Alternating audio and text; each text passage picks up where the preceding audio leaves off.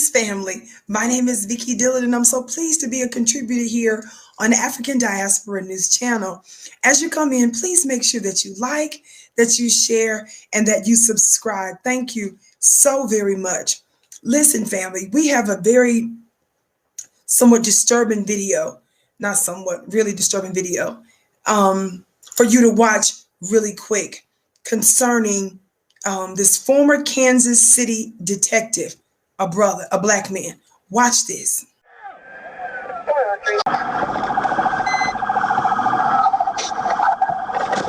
Oh, shit.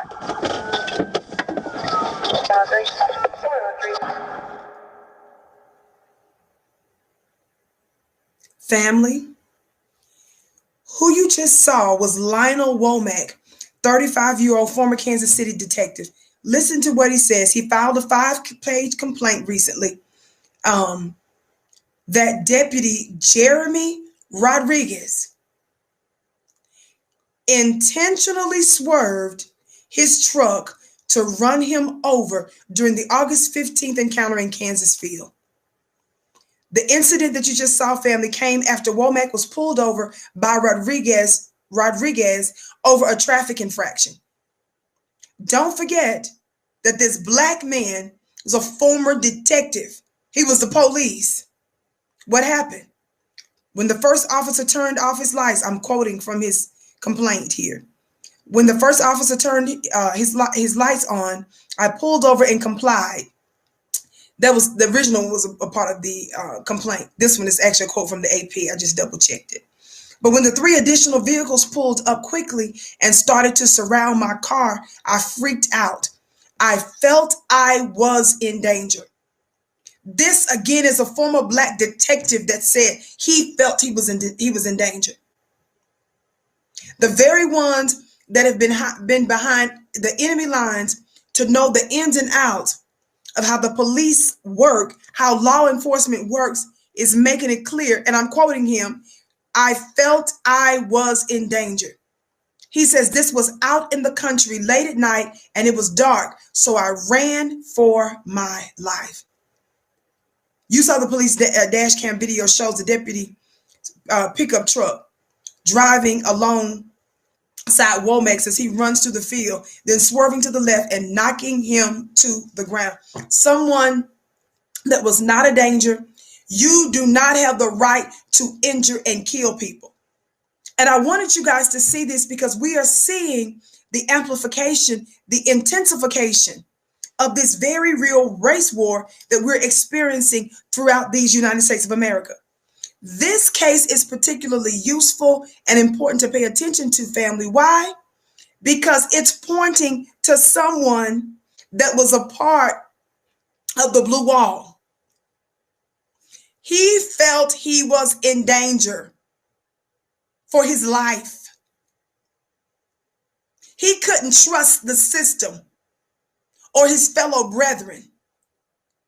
So much so that they tried to, what some would speculate, to kill him, to injure him, to hurt him, to harm him by running him over. That is absolutely unacceptable. And we keep seeing these black and white dynamics, family. This is very serious. And again, I've told you this before. The scripture talks about in the book of Revelation that a people, a certain man is styled as, in the book of Revelation, that the quote unquote devil knows that his time is short. So he's making havoc on the earth. And you understand that there are white supremacists that operate in all types of skin, but still all for the interest of white supremacy and against black people. What does that tell you?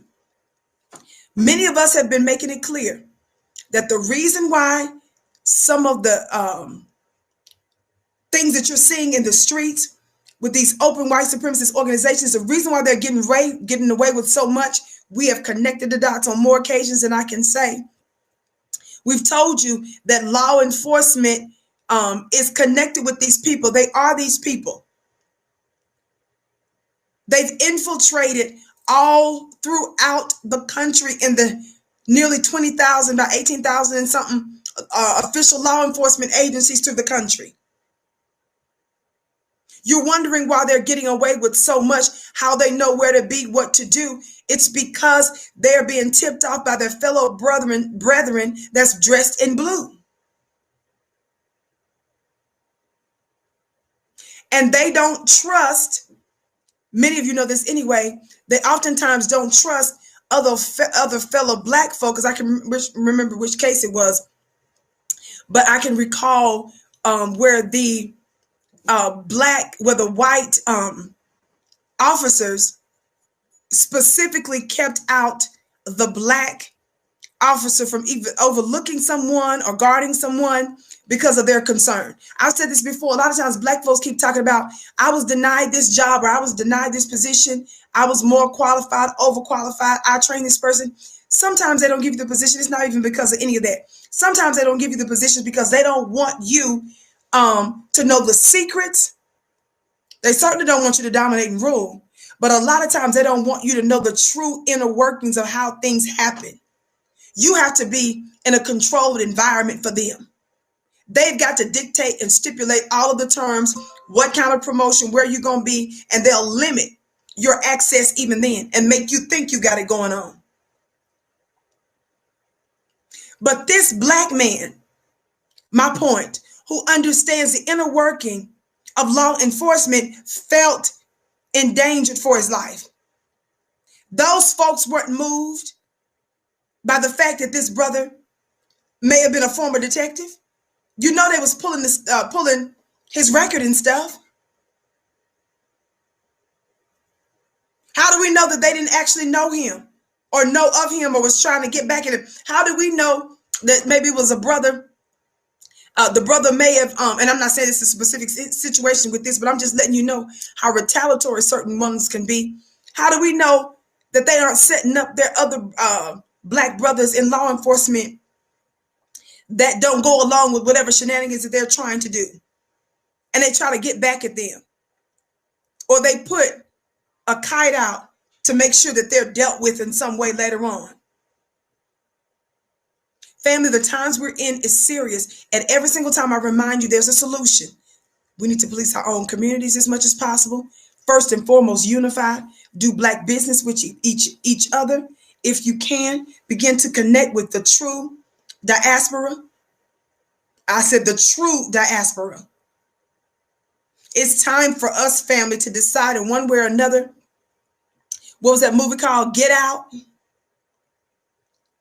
That we're not making white supremacist systems and people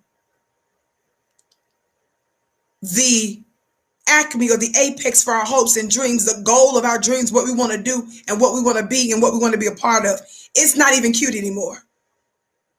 A former detective ran for his life. If you can't see this thing is amplifying and intensifying, I don't know what's wrong with you. These are very serious times. My name is Vicki Dillard. Thank you so much for tuning in. Thank you for liking, sharing, and subscribing. Be sure to follow me on Instagram at VickiXDillard and follow me on Twitter at DillardVicki. Also, for those that ask about my Cash App, how you can connect with me, my contact information, I usually don't give that information out publicly a lot, but if you want to know all of that, you can go to MissVickiTV.com. That's MissVickiTV.com, and be sure to sign up for my amazing Angels Unleashed 2021 calendar. I did a thought for every month, an angelic thought every month with a corresponding scripture about an angel, and you meditate on that particular thought and scripture for one full month. I can assure you, not just that your life will be unrecognizable after 2021, but you're not going to recognize your life from quarter to quarter, beloved, when you get this calendar. We're taking pre-orders, so go to thevickicalendar.com. thevickicalendar.com. They ship out in January. You don't want to miss this. Your life will never be the same. Again, thank you so much.